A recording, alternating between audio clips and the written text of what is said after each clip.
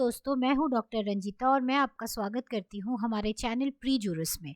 Pre juris एक platform जिस पे हम लोग लॉ के डोमेन से अलग अलग टॉपिक्स पे डिस्कस करते हैं। और अभी हमारा एक सीरीज़ ऑफ लेक्चर्स चल रहा है जो है series of lecture on CPC, civil procedure code.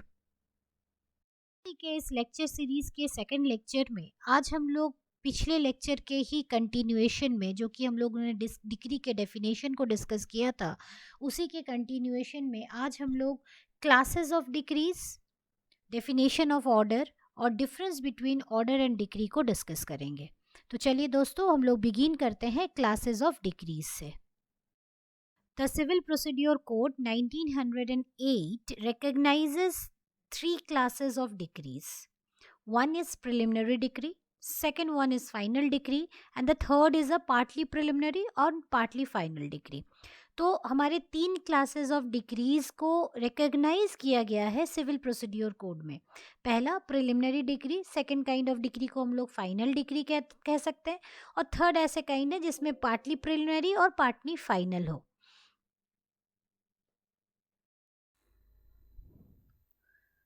Preliminary decree.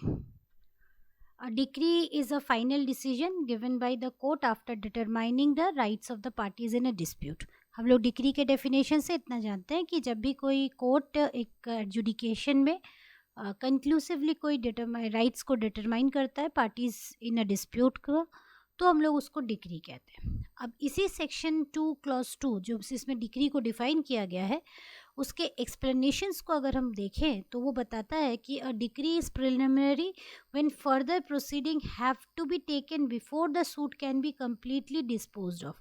तो एक डिक्री प्रिलिमिनरी डिक्री तब होता है जबकि वो उसके बाद, उस डिक्री के होने के बाद भी वो सूट को कंप्लीटली वो डिस्पोज ऑफ नहीं कर रहा है, वो सूट कंप्लीटली ख़त्म नहीं हो रहा है। इसको फाइनल डिग्री के पास होने के बाद ही वो सूट कम्प्लीटली डिस्पोज्ड ऑफ होगा, लेकिन उसमें बाकी सारे एसेंशियल एलिमेंट्स जो कि डिग्री में होने चाहिए वो प्रेजेंट है।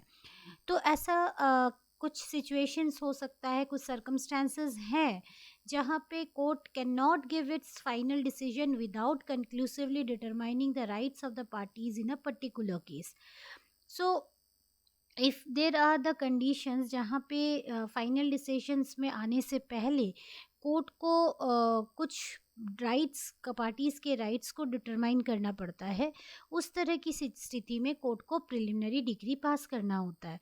तो डिग्री को पास करना होता है, दैट मीन्स क्या, इसको हम लोग एक एग्जांपल से समझते हैं। सपोज़ 4 लोग हैं एक फैमिली में, जॉइंट फैमिली है और उसमें 4 लोग हैं, ए बी सी और डी।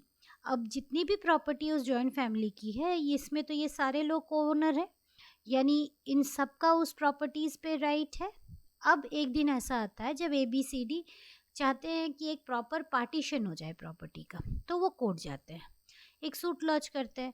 अब यहाँ पे कोर्ट को क्या करना होगा, तो कोर्ट को इस तरह के सूट में the court must determine the share of each member, that means the rights of the parties in the property first. तो कोर्ट सबसे पहले क्या करेगा, पार्टीज का जो राइट्स है प्रॉपर्टी में उसको फर्स्ट डिटरमाइन करेगा। तो जहाँ पे कोर्ट सिर्फ राइट्स ऑफ द पार्टीज को डिटरमाइन कर रहा है, तो ऑब्वियसली वो कंक्लूसिवली डिटर्मिनेशन हो रहा है, तो उस तरह के डिसीजंस को हम लोग प्रिलिमिनरी डिग्री कहेंगे। लेकिन इस तरह के डिसीजंस के बाद वो सूट अपने आप में डिस्पोज नहीं होता है, वो ख़त्म नहीं हो रहा है, क्योंकि अभी तक actual partition has not taken place. तो जब तक ये सूट में, जब तक एक्चुअल पार्टीशन नहीं होता है, ये पेंडिंग है। तो it is in the second stage the court further enquires and passes the final decree which affects the actual partition or division of the properties in accordance with the preliminary decree. So thus the suit gets disposed of after passing the final decree. तो पहला, the declaration of the rights और shares और liabilities, जो भी उसने पहले declare किया था वो सिर्फ फर्स्ट स्टेज था, उस सूट ऑफ पार्टीशन का फर्स्ट स्टेज था, और उस तरह में जो डिग्री पास किया गया था वो डिग्री प्रिलिमिनरी डिग्री कहलाएगा, और उस तरह की degree does not have the effect of disposing the suit, यानी सूट वहाँ पे एंड नहीं हो रहा है, ख़त्म नहीं हो रहा है। तो इसमें बहुत सारे केसेस आपको मिलेंगे, जैसे मूलचंद वर्सेस डायरेक्टर कंसोलिडेशन में इसने ये बोला है, क्लियरली कहा गया है कि ये preliminary decree is only a stage to work out the rights of parties until the matter is finally decided by the court. Similarly supreme court ने शंकर वर्सेस चंद्रकांत में भी कहा गया है कि this is just the rights and liabilities of parties are the declared, but actual result is left to be decided further in the proceeding. So in these kind of situation, it will be considered as a preliminary decree. Code provides for passing of preliminary decrees in the following suits. So these are the list of the suits whereby the code provides for passing of a preliminary decree. But we should not consider that this list is an exhaustive list and the court doesn't have the power to pass a preliminary decree in any other suit which is not expressly been provided by the code. If the court founds that there is a necessity or there is a requirement of passing of a preliminary decree, they can pass. तो ये code ने हमारे ये कुछ ऐसे suits हैं जिस पे प्रिलिमिनरी डिक्री पास करने की बात की है, लेकिन ये लिस्ट जो है वो कंप्लीट नहीं है, एग्जॉस्टिव नहीं है कि हम लोग इसी पे स्टिक करके रहें। कोर्ट के पास ये पावर है कि अगर कोर्ट को लगता है कि कुछ ऐसी सिचुएशन है जहाँ पे प्रिलिमिनरी डिक्री रिक्वायर्ड्स टू बी पास, तो वो वहाँ पे पास कर सकती है। अब क्वेश्चन ये है कि क्या एक सूट में एक से ज़्यादा प्रिलिमिनरी डिक्री हो सकते हैं? तो इस रिगार्ड में वह एक कन्फ्लिक्ट ऑफ ओपिनियन है कि कुछ हाई कोर्ट्स का कहना है कि एक सूट में एक से ज़्यादा प्रिलिमिनरी डिक्री पास किए जा सकते हैं, और कुछ हाई कोर्ट्स का व्यू है कि नहीं किए जा सकते हैं। लेकिन फूलचंद वर्सेस गोपाल लाल में सुप्रीम कोर्ट ने ये बोला है कि कोड में यानी सीपीसी में ऐसा कुछ भी नहीं है जो प्रोहिबिट करता है passing of more than one preliminary degree in a suit. That means it says that nothing in the code prohibits passing of more than one preliminary degree if the circumstances required, or if it is been felt by the court that it is a requirement or the circumstances is of such a nature that it requires to have more than one preliminary decree, it is open or it is a discretionary power of the court to pass more than one. For example, इसको हम लोग और clearly समझते हैं। Suppose एक partition suit file हुआ। अब हमें पता है कि पार्टीशन सूट में क्या होता है, सबसे पहले court in the preliminary decree ये पास करती है कि राइट्स पहले ये डिसाइड करती है कि राइट्स ऑफ द पार्टीज़, यानी जितने भी पार्टीज़ हैं उनका उस पार्टीशन में राइट है या नहीं है। उसके बाद उनके शेयर्स को डिवाइड करके फाइनलाइज किया जाता है डिक्री में, जो प्रॉपर पार्टीशन होता है। लेकिन सपोज़ एक पार्टीशन सूट फाइल होता है जिसमें 4 भाई पार्टीशन के लिए क्लेम करते हैं, और करने के बाद और उनकी 2 बहनें भी हैं। तो ये succession act, Hindu succession act के अमेंडमेंट से 2005 अमेंडमेंट से पहले हुआ है, सपोज दैट। तो उस समय अगर वो लोग पास करते हैं सूट इंस्टीट्यूट करते हैं जहाँ पे उस समय गर्ल्स का कोपर्सनरी राइट नहीं हुआ करता था, तो उस टाइम में अगर किसी ने सूट फाइल किया और वो सूट का प्रिलिमिनरी डिसीजन आ गया है कि पार्टीशन इन चारों में होगा। इन द मीन टाइम जैसे ही ये लॉ चेंज होता है अमेंडमेंट के थ्रू, अब girls are also having the right. Now the girls और the daughters of the family, they can make a pray in the court कि they should also have the right over that particular property. तो अब वो property ये 4 लोगों का नहीं, अब वो प्रॉपर्टी वो 6 लोगों का है। तो कोर्ट इसके लिए सेकेंड प्रिलिमिनरी डिक्री निकाल के वहाँ पे क्लैरिफाई कर सकती है कि ये लोग भी इनके राइट्स को भी डिटरमाइन कर सकती है, और ratio of the partition of the property कितना होना चाहिए उसको डिफ़र कर सकती है। तो इस तरह की कंडीशंस में कोर्ट क्या है, more than one preliminary decree pass कर सकती है।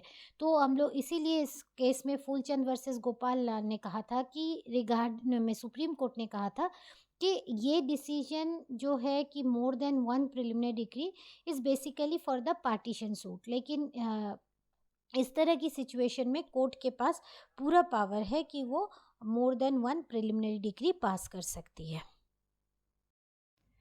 अब हम आते हैं फाइनल डिग्री में। फाइनल डिग्री किसको कहते हैं? A decree which completely disposes of a suit and finally settles all questions in the controversy between the parties and nothing further remains to be decided thereafter. यानी जहाँ पे वो suit completely dispose हो जाए, और एक सूट कब completely dispose होगा, जब वो फाइनली सेटल करेगा जितने भी questions in the controversy between the parties हैं, जिसको लेके जितने भी इश्यूज पार्टीज़ ने रेज किए हैं उस पर्टिकुलर सूट में, और वो सारे कंट्रोवर्सीज जब सेटल डाउन हो जाते हैं और उसके बाद कुछ भी और डिसाइड करने के लिए नहीं बचता, तो उस तरह की डिक्रीज़ को हम लोग फाइनल डिक्री कहते हैं।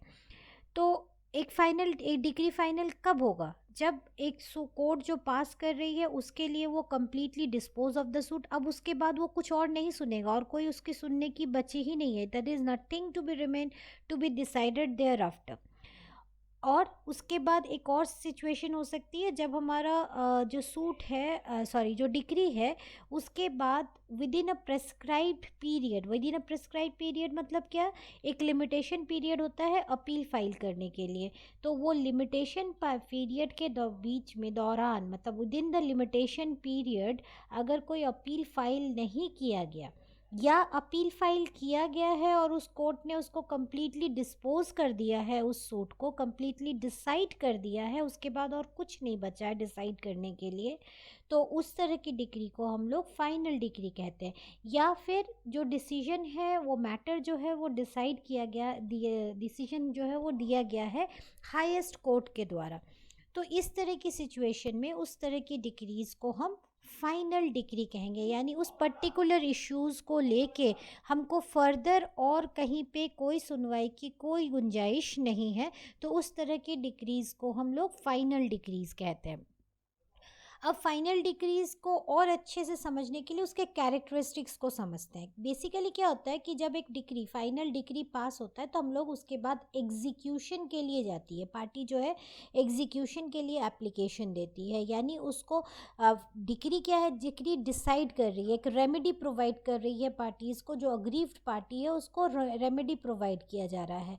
अब उस रेमेडी को जब तक प्रॉपरली एग्जीक्यूट नहीं किया जाए, उस डिसीजन को एग्जीक्यूट नहीं किया जाएगा, तो वो उस डिसीजन का कोई वैल्यू ही नहीं रह जाता।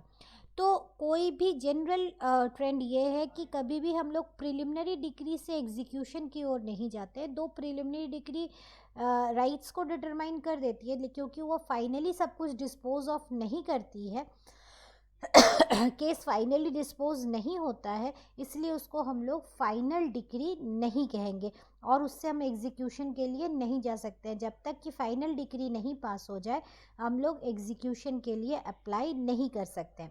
और ऐसा भी कहीं ज़रूरी नहीं है, जैसे हम लोगों ने एग्जाम्पल देखा था कि ऑर्डर 20 में कुछ ऐसे ग्राउंड्स हैं जहाँ पे कोर्ट क्या है, प्रिलिमिनरी डिक्री भी पास करती है उसके बाद फाइनल डिक्री करती है, लेकिन ऐसा कोई हार्ड एंड फास्ट रूल नहीं है कि ऑर्डर 20 में उस पर्टिकुलर रूल में गया है तो कोर्ट को एनीवेज प्रिलिमिनरी डिक्री पास करना ही पड़ेगा। अगर कोई ऐसा मैटर डिस्प्यूट में आता है जो बहुत ही सिंपल है और वहाँ पे कोई एलैबोरेट कैलकुलेशन, एलैबोरेट स्क्रूटनी करने की ज़रूरत नहीं है अकाउंट्स का, तो कोर्ट बाउंड नहीं है कोई प्रिलिमिनरी डिग्री पास करने के लिए, वो डायरेक्टली भी फाइनल डिग्री पास कर सकता है। और लेकिन फाइनल डिग्री वही होगा जो सारे मैटर्स, जो भी कंट्रोवर्सी में जितने भी इश्यूज आए हैं वो सारे मैटर्स सेटल डाउन हो जाते हैं। So all it will settle all the matters in the controversies. Now the question is, the next question is that can there be more than one final decree? एक particular suit में क्या हम लोग एक से ज़्यादा फाइनल डिक्री पा सकते हैं? तो क्या एक से ज़्यादा फाइनल डिक्री हो सकते हैं एक पर्टिकुलर सूट में? एक पर्टिकुलर सूट में जनरली एक प्रिलिमिनरी और एक फाइनल डिक्री होती है, लेकिन in the case of Gulshan वीवी versus Ahmad Shah Rathore, the Madras High Court, in the light of Order 20, Rule 12 and 18, stated that the court nowhere contemplates more than one preliminary or final degree.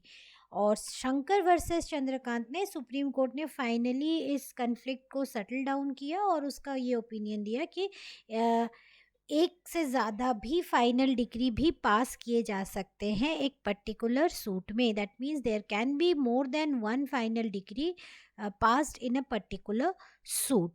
तो एक suit में एक से ज़्यादा फाइनल डिग्री भी पास किए जा सकते हैं। अब हम लोग बात करते हैं तीसरी तरह की डिग्री, यानी कि पार्टली प्रिलिमिनरी और पार्टली फाइनल डिग्री। अब इस तरह की डिग्री क्या होती है? जब कोर्ट के पास ये ऑप्शन है कि court partly preliminary and partly final decree भी पास कर सकती है, ये कोड ऑफ सिविल प्रोसीड्योर में ये प्रोविज़न दिया गया है और जो एक्सप्लेनेशन टू सेक्शन 2 क्लॉज 2 में क्लैरिफाई किया गया है। अब पार्टली आधा प्रिलिमिनरी होगा, आधा फाइनल होगा, कैसे हो सकता है? तो एक एग्जांपल लेते हैं कि अगर आपका एक सूट फाइल होता है जिसमें पोजेशन, रिकवरी ऑफ पोजेशन एक इशू है और साथ ही साथ मींस प्रॉफिट का इशू ऑफ मींस प्रॉफिट भी है।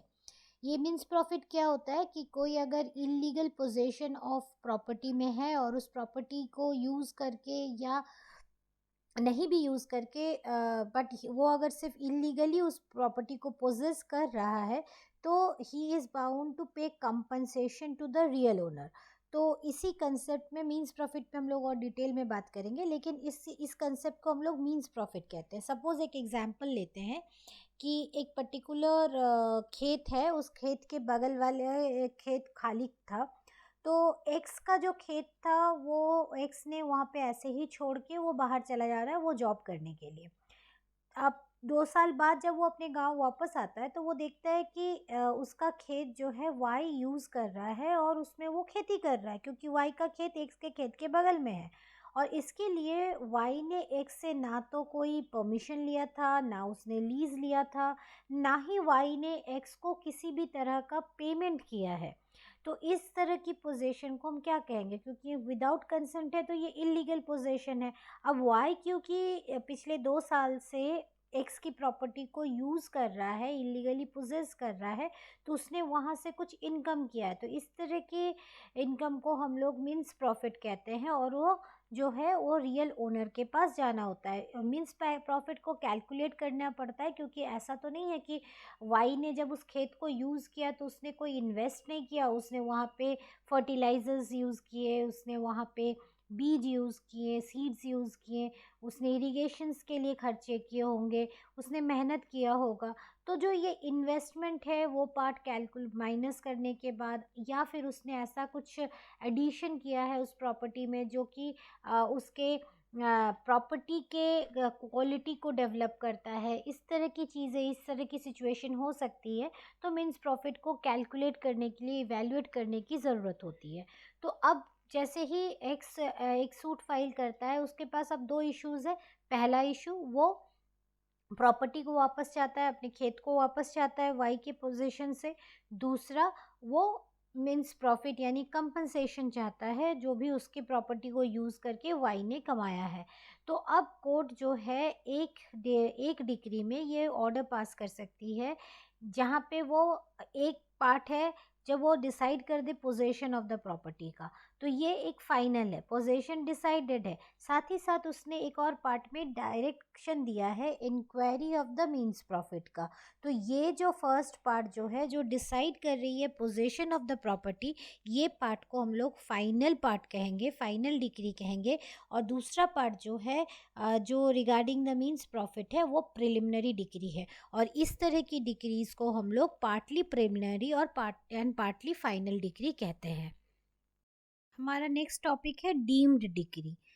ऐसे एडजुडिकेशन, ऐसे डिसीजंस जो अगर हम टेक्निकली देखें तो वो सारे के सारे क्लॉजेज या जो भी तुम्हारा हमारा इसके एसेंशियल एलिमेंट्स हैं डिक्री के, डेफिनेशन ऑफ द डिक्री जो भी सेक्शन 2 क्लॉज 2 में है, उसके सारे एसेंशियल एलिमेंट्स को फुलफिल नहीं करता है।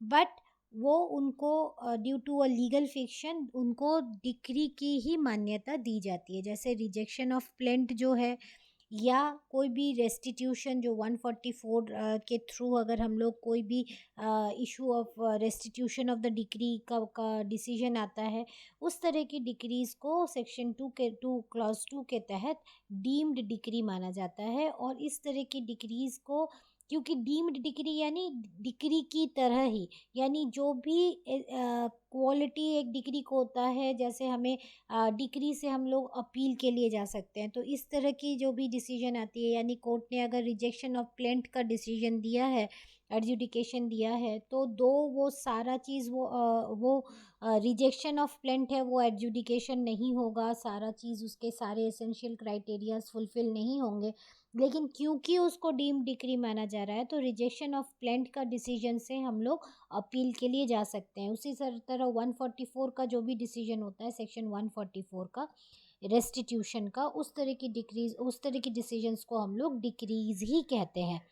जैसे ऑर्डर 21 यानी एग्जीक्यूशन में भी, एग्जीक्यूशन में अगर कोई भी ऑर्डर्स पास होते हैं, एग्जीक्यूशन के दौरान अगर कोई भी ऑर्डर पास होती है जो रूल 58, रूल 98 या रूल 900 के तहत, उस तरह की ऑर्डर्स को भी हम लोग डिक्रीज ही मानते हैं। ये सारे एग्जाम्पल्स हैं हमारे डीम डिक्रीज के।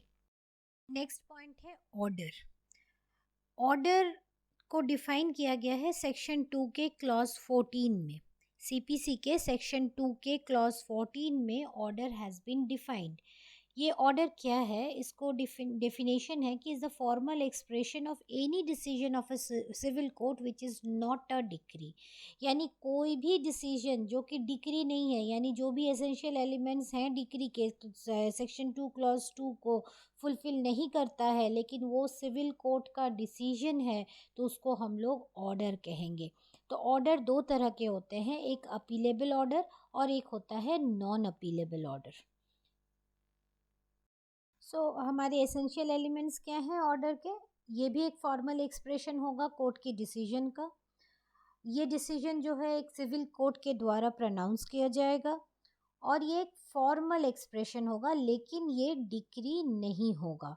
तो कोई भी एडजुडिकेशन ऑफ द कोर्ट जो कि डिक्री नहीं है, वो हमारा ऑर्डर कहलाती है। जैसे बेसिकली क्या होता है ना कि कोई भी कोर्ट जो whatever an order of a court, it is founded on an objective consideration and as such judicial order must contain the discussion of the question at issue, the reason which prevailed the court, which lead the court to passing of an order। यानी जो भी एक ये objective consideration के ऊपर ही कोई भी decisions court का होता है, चाहे छोटे से छोटा ऑर्डर भी हो। तो जो भी इश्यूज हैं, उसके जो क्वेश्चन जो भी इशू में आ रहे हैं, उसके डिस्कशंस और कोई भी रीजंस जिसके बेसिस पे कोर्ट एक जजमेंट पे एक डिसीजंस तक पहुंचती है, वो सारा चीज़ मेंशन किया रहता है ऑर्डर्स में भी।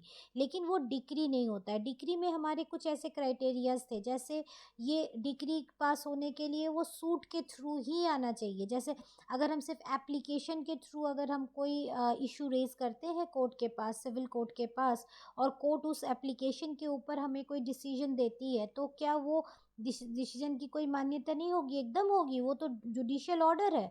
तो वो डिक्री नहीं है। क्यों डिक्री नहीं है? क्योंकि वो एप्लीकेशन के बेसिस पे हुआ था।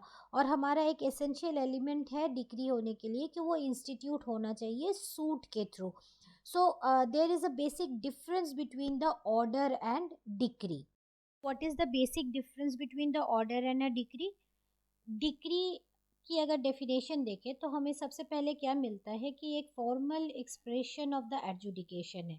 तो ऑर्डर में भी ये formal expression of the adjudication ही होता है। लेकिन इन अ सूट, डिक्री की एक क्राइटेरिया होती है कि डिक्री जो है वो सूट में ही पास हो।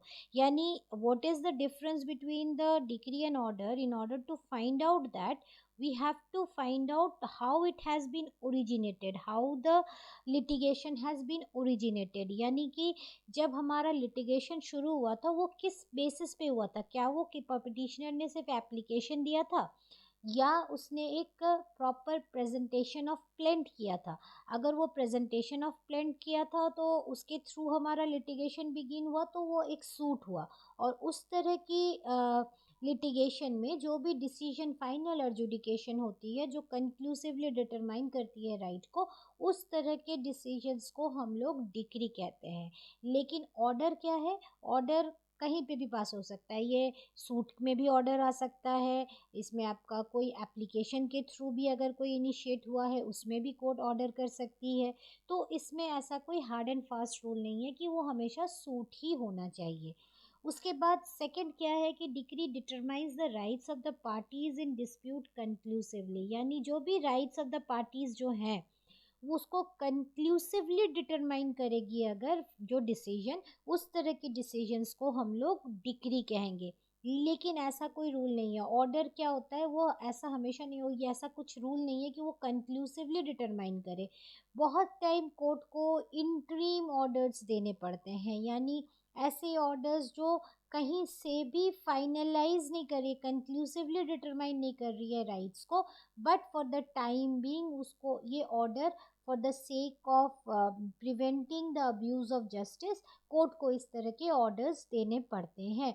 तो एक सूट में भी कोर्ट को इस तरह के बहुत सारे ऑर्डर्स देने पड़ते हैं। सपोज एक सूट फाइल हुआ है रिगार्डिंग द टाइटल्स, ये एक टाइटल सूट है, यानी regarding the ownership of a property. तो उस पर्टिकुलर प्रॉपर्टी में जिसने सूट फाइल किया है उसने बोला है कि इलीगल पोजेशन भी है और उसमें वो कंस्ट्रक्शन भी कर रहा है, और उसने क्लेम किया कि ये एक एग्रीकल्चरल लैंड है। तो कोर्ट यहाँ पे डिटरमाइन करना है कि वो इलीगल पोजेशन में है कि नहीं, उसकी टाइटल कौन है, प्रॉपर्टी का रियल ओनर कौन है। लेकिन इस बीच में कोर्ट को इमीडिएटली एक ऑर्डर देना पड़ता है कि वो कंस्ट्रक्शन पे रोक लगाने का। तो इस तरह का जो ऑर्डर, इस तरह का भी, तो ये भी तो कोर्ट का ही डिसीजन है कि आप कंस्ट्रक्शन पे रोक लगाओ, अदरवाइज वो फ्रस्ट्रेट हो जाएगा, पर्पस ही फ्रस्ट्रेट हो जाएगा उस तरह की लिटिगेशन का, एग्रीकल्चरल लैंड ही ख़त्म हो जाएगा। तो इस तरह के ऑर्डर्स को हम लोग इंट्रीम ऑर्डर्स करते हैं। तो इस तरह का ऑर्डर कहीं पे भी कंक्लूसिवली डिटरमाइन नहीं कर रहा है राइट्स का, तो इसलिए एक ऑर्डर में मे और मे नॉट फाइनली और conclusively determine the rights of the parties. अब डिक्री क्या होता है कि डिक्री प्रिलिमिनरी भी हो सकती है और डिक्री फाइनल भी हो सकती है, लेकिन एक ऑर्डर कभी भी प्रिलिमिनरी नहीं हो सकता है। डिक्री तो प्रिलिमिनरी हो सकती है, फाइनल हो सकता है, पार्टली प्रिलिमिनरी पार्टली फाइनल हो सकता है, लेकिन ऑर्डर में ऐसा कोई डिवीजन नहीं है। ऑर्डर मतलब ऑर्डर होता है, कोई प्रिलिमिनरी ऑर्डर का कंसेप्ट नहीं है। नेक्स्ट है कि हर तरह का डिक्री जो है वो अपीलेबल है, जनरल रूल है उसका अपीलेबल होना, अनलेस वो एक्सप्रेसली प्रोवाइड किया गया है कि ये अपीलेबल नहीं है। और ठीक इसका अपोजिट है ऑर्डर में। ऑर्डर में जब तक कि वो स्पेसिफाइड नहीं हो उस तरह के ऑर्डर्स, अगर ऑर्डर अपीलेबल होने की होगी तो वहाँ पे लिखा रहेगा दिस ऑर्डर इज़ अपीलेबल, तो वो अगर स्पेसिफाइड होगा तभी उस तरह के ऑर्डर्स जो होंगे वो अपीलेबल होंगे। सीपीसी में हमारा जो भी अपील जो होता है उसके बाद एक सेकंड अपील का प्रोविज़न है डिक्री से, कि हाई कोर्ट में एक सेकंड अपील के लिए जा सकते हैं, यानी the second appeal could lie to the high court against the first appeal of a decree. लेकिन एक order, even the appealable orders में भी सेकंड अपील का कोई प्रोविज़न नहीं है। So these were the basic difference between the order and decree. And one more thing, a decree is a decree could be passed only in a civil suit. कभी भी criminal cases में कोई decree नहीं पास हो सकता है। Decree का जो कंसेप्ट है ये टोटली सिविल सूट्स के लिए है, सिविल एडजुडिकेशंस के लिए है। तो this was the basic difference between the order and decree, and this was a detail about the order and decree. Further आपके पास अगर कोई और क्वेश्चंस हैं तो आप कमेंट बॉक्स पे लिख सकते हैं, हम लोग उसके ऊपर वीडियोस बना के या आंसर करके आपके डाउट्स को क्लैरिफाई करने की कोशिश करेंगे। तो हमारे इस लेक्चर सीरीज़ के सेकंड लेक्चर में हमने क्लासेस ऑफ डिक्रीज, ऑर्डर और difference between order and decree को किया है। होपफुली आपका कंसेप्ट अब क्लियर हो चुका है इन टॉपिक्स के अराउंड में। अगर कोई फर्दर क्वेरीज़ हैं या कोई डाउट्स हैं तो आप कमेंट बॉक्स में ज़रूर लिखें, हम लोग उसको क्लैरिफाई करेंगे। और आपको अगर ये वीडियो पसंद आया है तो उसको लाइक, सब्सक्राइब और शेयर करना ना भूलें। Thank you.